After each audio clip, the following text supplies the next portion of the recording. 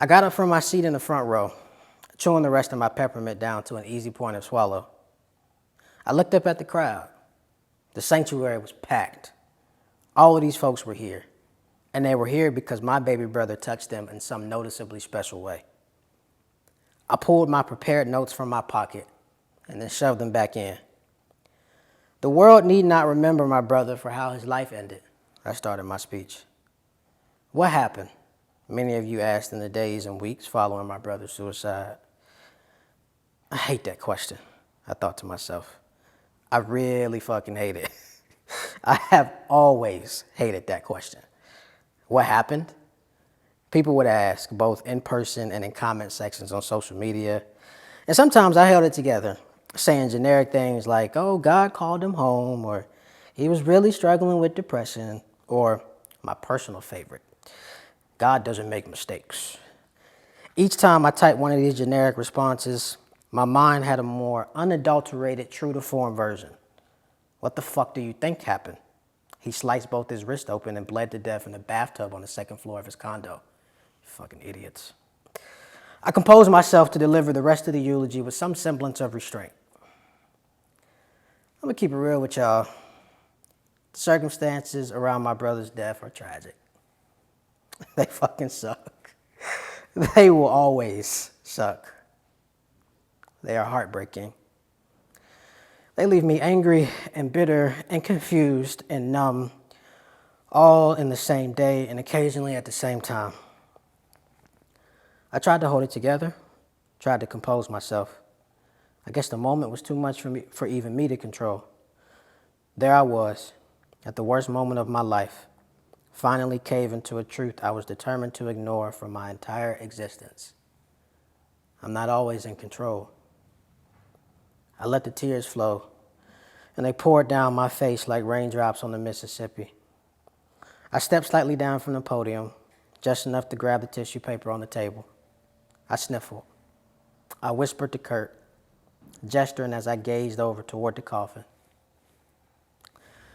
I love you, I whispered, before finishing up what somehow proved to be the toughest 2 minutes of my life. Y'all, I miss my brother. I miss him so fucking much. I giggled while wiping the snot from my cheeks. But yet I've never been more angry at him. If he were to somehow get up out that coffin right now, the first thing I would do is punch him in his throat. I said jokingly, and for some strange reason, the crowd obliged in laughter. And then immediately thereafter, I would hug him. I would hug him oh so tight, like I would never be able to do again.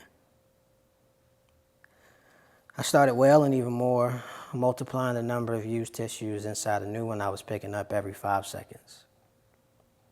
But hey, like I said, my brother need not be remembered for how his life ended, or even for that he ended his own life.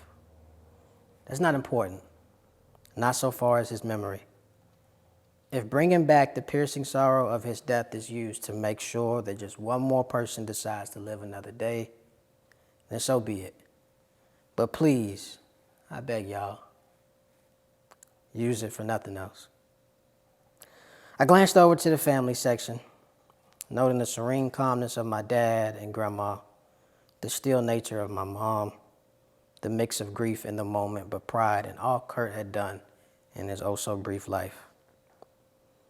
You know, I think it's fitting that I was the one to find him in the bathtub, you know, not playing around annoyingly with the girls, not jumping up and down, screaming at the top of his lungs over some sports game.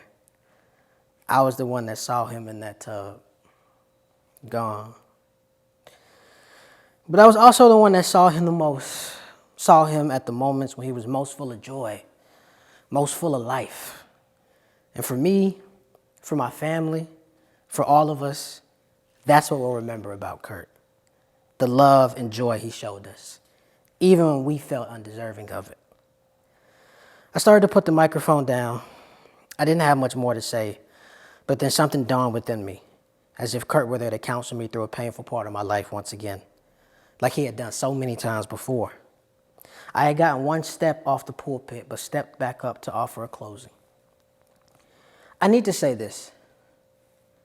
People that die by suicide are more than their final act. They are more than how they die. My brother is more than his suicide. He is more than a depressive episode. He is more than his pain. He is 26 years of loving, gleaning, creative, ambitious life.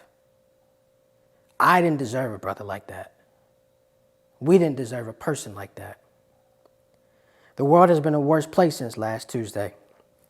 And I don't ever see life being any better than it was when I went to bed that Monday night. That's the kind of lover, fighter, brother Kurt was. And you know what? I'm starting to realize that's okay.